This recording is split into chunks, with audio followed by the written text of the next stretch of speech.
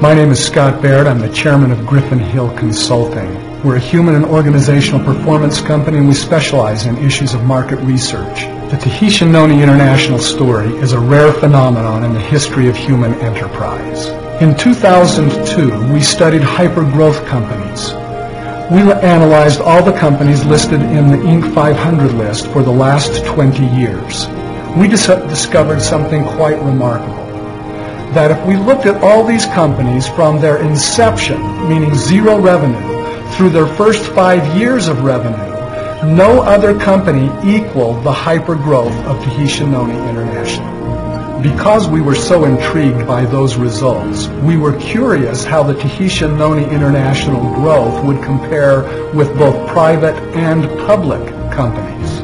We took a look at the lists for 2003 of the Fortune 500, the Forbes 500, and the Global Fortune 1000 list, and compared those companies with the growth of Tahitian Noni International in their first 5 years.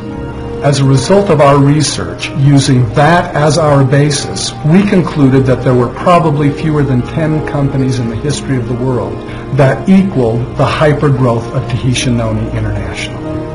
We have profound respect for Tahitian Noni International, so we were understandably honored when we were approached by Tahitian Noni International to be the arbiter of their $100,000 challenge. We had approximately 200 responses to the $100,000 challenge. Most challengers were distributors of companies that they believed in and liked very much. We invited each of those challengers to have their company submit financial statements so that we could compare them with the Tahitian Noni financial statements that had already been supplied to us, audited and certified. It's interesting to note that no company ever submitted financial statements to take the challenge. Particularly because any challenger who won the $100,000 prize would have had the additional benefit of being able to claim that their revenue growth was more rapid than that of Tahitian Noni International. The Tahitian Noni International Challenge was no secret. It was announced in an open meeting by the company to all distributors. It was published on the company's website. Marketing materials were widely distributed.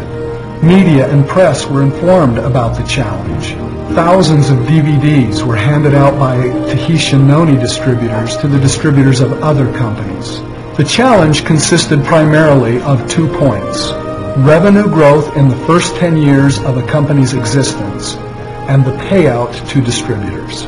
It is safe to infer that no company accepted the challenge because they didn't believe that their revenue growth and payout would match that of Tahitian Noni in their first 10 years.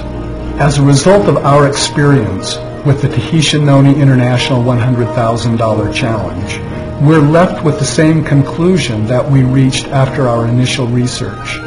There are probably fewer than 10 companies in the history of the world whose revenue growth rival that of Tahitian Noni International.